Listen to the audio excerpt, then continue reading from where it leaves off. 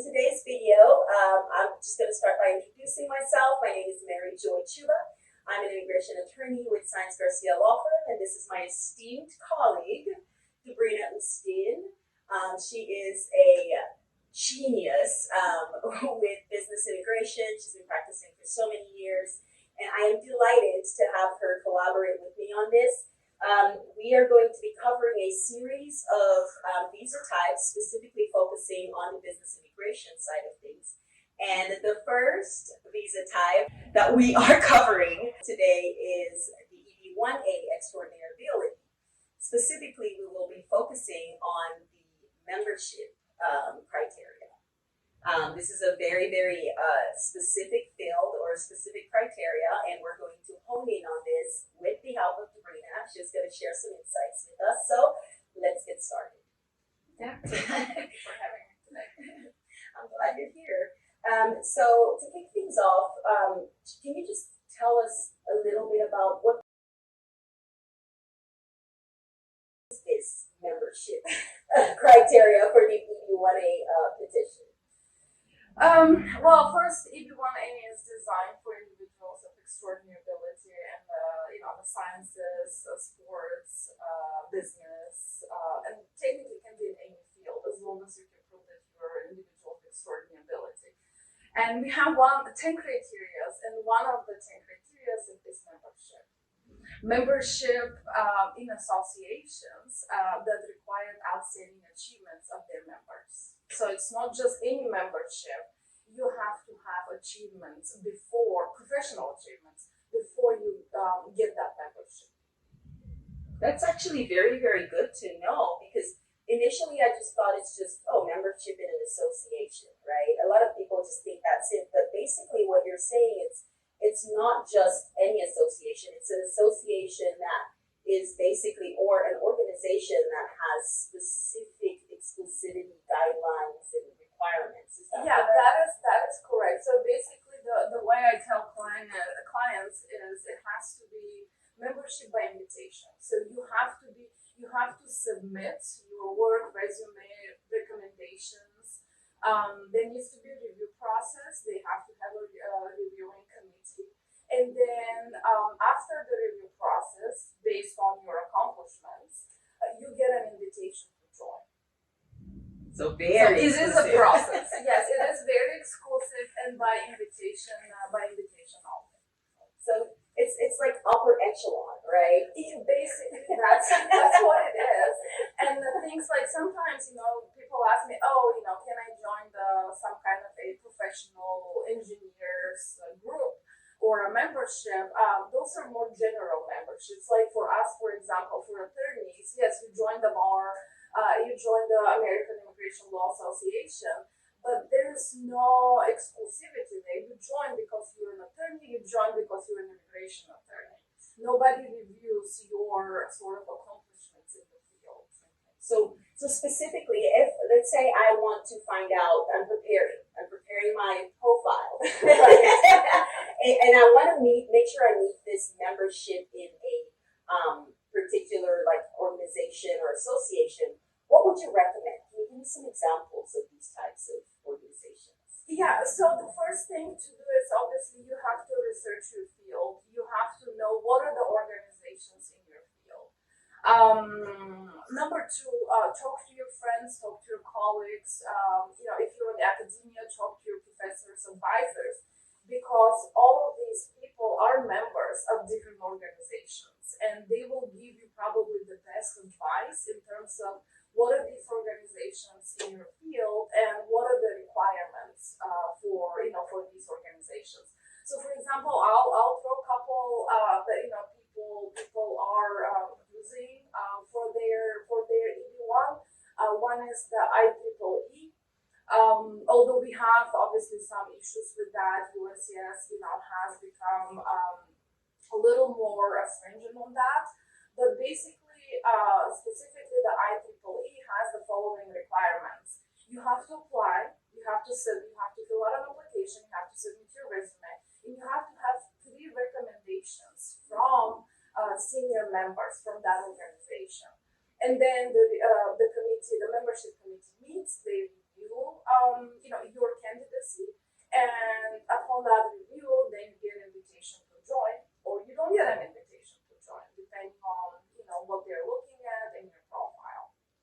So that's the whole process in terms of these organizations. And there are others there. Usually, what we suggest is when you start working with an attorney, send these organizations, send the link that organization to the attorney for them to review and make sure that this is something that will help you with. First of all, that you qualify, and two, will help you with your EB-1 profile.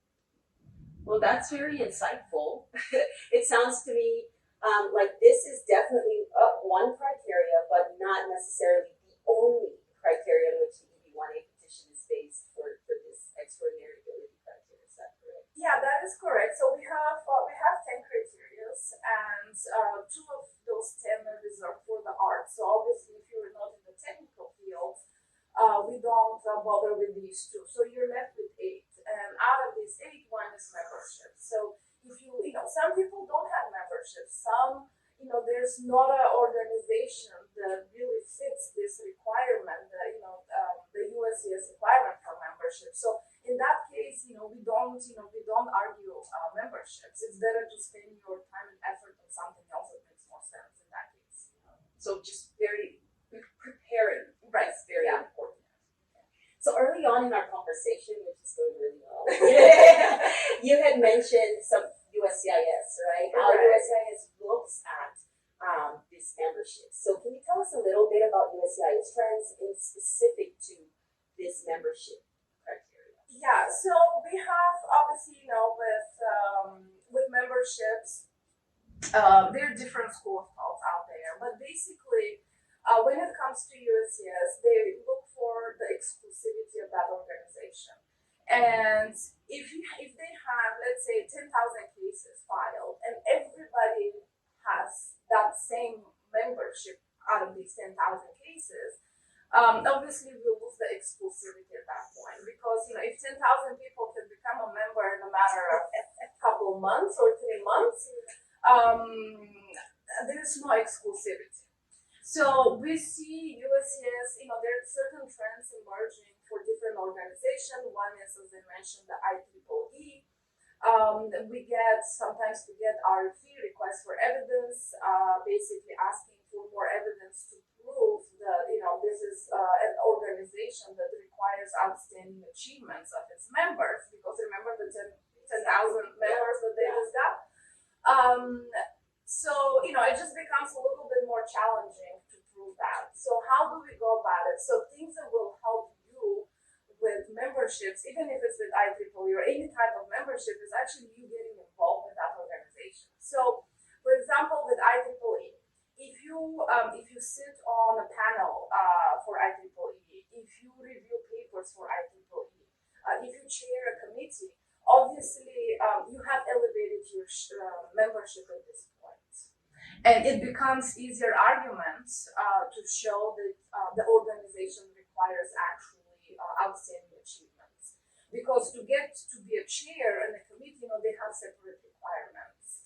And this is not only for IEEE. For any organization that you remember, don't just get the certificate and say, okay, I'm ready for EB-1, but rather get involved. Because there are other benefits.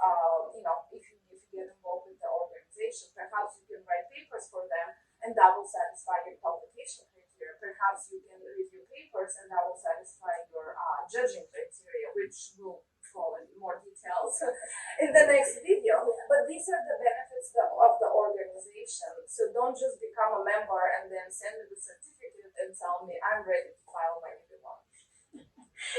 I'm glad you really harped on this, because you don't just join it. It sounds to me like a dormant member. Right. It's like, oh, I have the certificate, right? Yeah. So I think we are all members of organizations, like a similar membership where, I know guilty of charge, we help join and then, kind of sit there. I say, it's on my resume, but it doesn't really tell me much, right? It's just the name that I'm a member. That doesn't do it for anyone, right?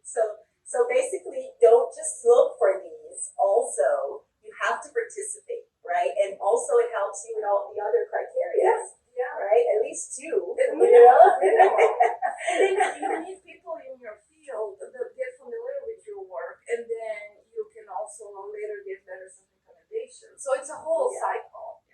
It's holistic, you know, it's like one stone killing what? Multiple birds. Yeah.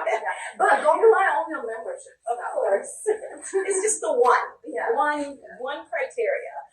So basically what I just got here is it has to have the right level of scrutiny, right? Right level of exclusivity and standards required. And not just saying I'm a member, participate. Yeah. Hold positions. Exactly. Hold positions, participate, get involved, get engaged. It will pay off. It takes time. So, don't come and tell me, oh, in 2 months, I'll have the membership and we can file. That's probably not going to happen, because to get involved with such an organization, it does take time. Obviously, they need to learn about your work, and then you progress from there. And it also helps too. I mean, this is a totally different criteria, but with final merits. Yeah. You're helping the field grow, mentoring. Yeah. It's great. That's great. So I know that there are a lot of misconceptions about this memberships, the requirements for the EB-1A. So what are the most common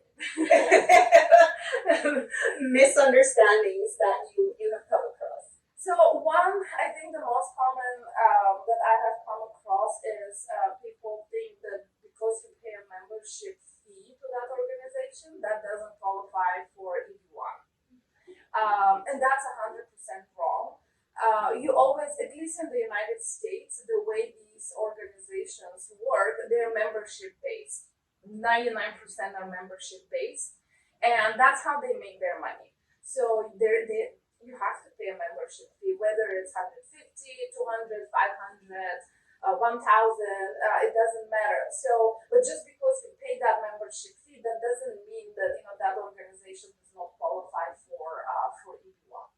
So that's not a criteria. You have to pay that membership fee. So a lot of people think that, right? It's like, no, I shouldn't have to pay to play, right? To be part Right. of I mean, and that's the business model of 100% of the nonprofits in the United States. Most of them are membership driven. So in order for you to get some benefit, obviously, or even for them to just process your membership application, you do have to pay some kind of a fee. And obviously, some charge $50, some charge 100, some 150, some more. It just depends on the organization, what they're gonna provide, for within the organization. But this is not something that you should shy away from just because you have to pay a membership fee. This is, it's totally okay. Right. So another misconception that we've come across is the fact that I have a membership in an association or organization of exclusivity. I will definitely have my EB-1A approved. Yeah, unfortunately, it doesn't work that way. So remember, membership is just one criteria out of 8 if you're not in the arts, right? So, and again, it also matters what you do with that membership. So if I'm the USCIS adjudicator and I get 2 cases, case A, very nicely puts, membership, judging, publications, and a couple more criteria, and I see membership, one membership, I see the certificate, okay, we covered that criteria. Case number 2, I get, again, very nicely put, I get 2 memberships, the person is involved with those, they wrote papers, they review things for the organization, they spoke on a panel, they're on their website, they do a lot of things with that organization, and I see that the organization and its members are seeking their expertise in the field through emails, through asking the client to get involved with different projects. Well, as an adjudicator, guess which case I'm going to approve? Case number 2. Although they both had memberships, they were all both very nicely done. But it's just that the second case is where I see the clients, their expertise is is famous around the field, and others are seeking their expertise, and that's the name of the game. It is. So it's really the full picture, Right. basically. Yeah.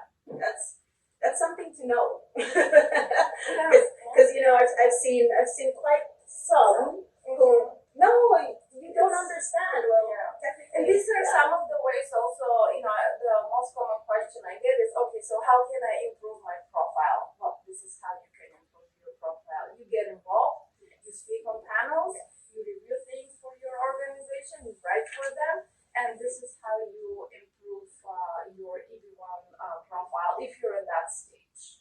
That's actually really, really good to know, right? Thank you for pointing that out because you want to stand out, Right. Yeah. Your extraordinary ability and not just one of the 100 members that have certificates. Yeah, because remember, I mean, we're all members of organizations, but that doesn't make me extraordinary. I have all the certificates on the wall. It looks really nice, but that's about it.